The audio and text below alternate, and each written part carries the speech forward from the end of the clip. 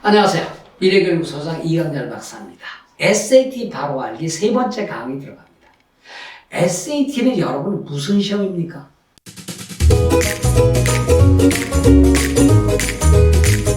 본래 SAT에 대한 얘기는 스콜라스틱 애프티튜드 테스트라든지 스콜라스틱 어드미션 테스트라든지 이런 얘기가 많았는데요. 지금은요 그냥 SAT라고 합니다. HT 그렇게 얘기합니다.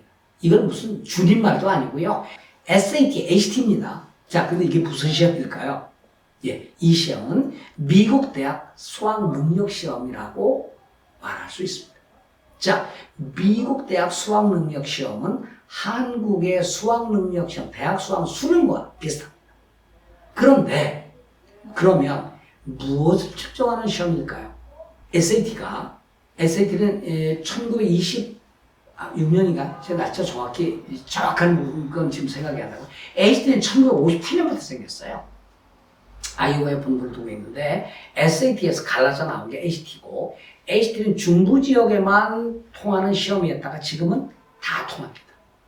동부 어떤 그 학교도 HT 안 받아주는 데는 없습니다. 다 똑같이 받아줍니다. 한때 2012년에는 HT가 더 많아졌어요. 왜? SAT가 문제가 있어가지고. 그러면 어떤 문제가 있었느냐? 2016년을 기점으로 SAT가 크게 바뀝니다. 그 이전까지는 SAT가 대학에 가서 대학을 제대로 따라갈 수 있을 것인가를 측정하는 시험이었어요.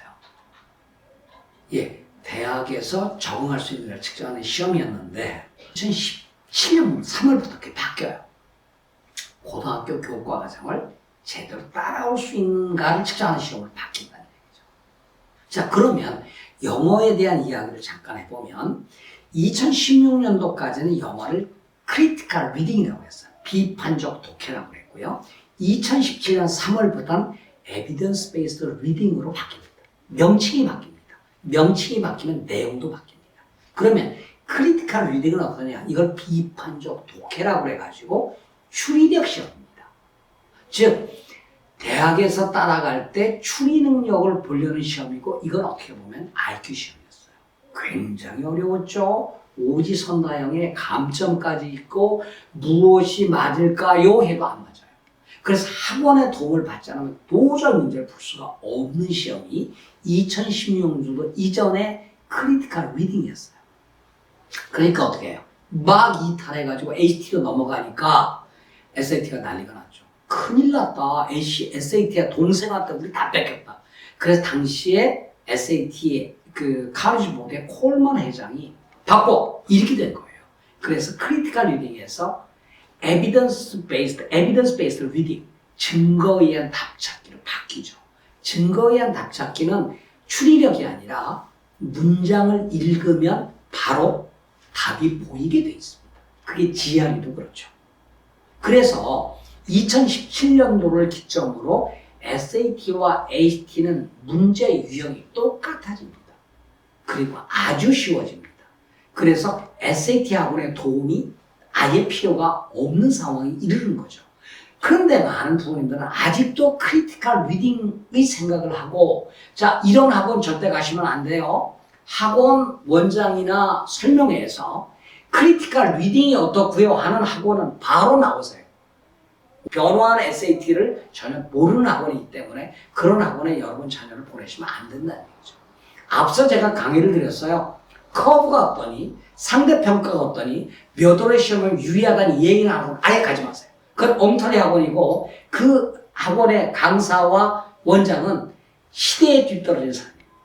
가시면 안 돼요. 여기서도 마찬가지인데 크리티컬 리딩이라고 하는 학원 바로 나오세요. 바뀐 걸 보는 사람이에요. 자, 그러면 SAT 시험은 무엇으로 측정하는가? 이 얘기죠. 독해력입니다.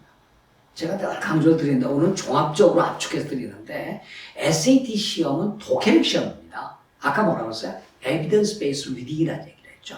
고등학교 교과 과정을 제대로 따라온 학생은 SAT에서 고득점을 받게 돼 있어요. 그러면 어떻게 되냐? 미국 고등학교 11학년, 12학년의 중간치 50% 할 애들이 독서 능력은 1295인가 됩니다. 그러니까 중간치보다 조금 어려운 문제를 냈는데 그게 1330엑셀을 내는 거죠. 그러니까 좀 어려워요. 미국의 중간치 애들보다는 잘해야 돼야 SAT 문제를 풉니다. 그러니까 여러분 먼저 자녀들이 미국의 독해 능력이 학생들이 얼마 이르는지를 봐야 지금 학원 가지 말라는 입장이지만 학원에 보낸다면 지금 따라갈 수 있을까 없을까를 측정한 측정값이 딱 있어요. 여러분 자녀들의 독서 능력 지수가 1330엑셀이 안 오려면 먼저 그것부터 올려야 되고 수학에서 엘지브라 2가 안 되면 거기까지 풀 수 있도록 한 다음에 학원에 가서 문제풀이를 하시라는 얘기예요.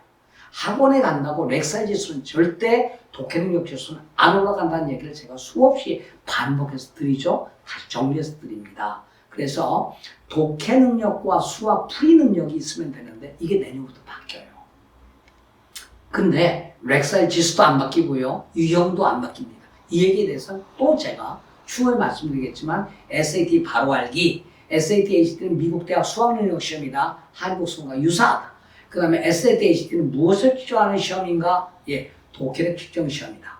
그리고 과거에는 추리력 시험인데 지금은 이해력 시험이다. 무엇으로 측정하나? 예, 독해 능력. 고등학교 교과 과정을 충실히 따라왔느냐를 측정하는데 그게 독해력이고요. 그 다음에 수학은 엘지브라 2까지. 그리고 ACT는 프리칼까지 나옵니다. 예, 그래서 그 교과 과정이 끝난 애들은 문제를 풀 수 있으니까 그게 끝나지 않았으면 거기까지 기다리는 것도 지혜다. 이런 말씀을 드리면서 SAT, ACT 바로 알기 세 번째 강의 끝내겠습니다. 고맙습니다. 안녕히 계십시오.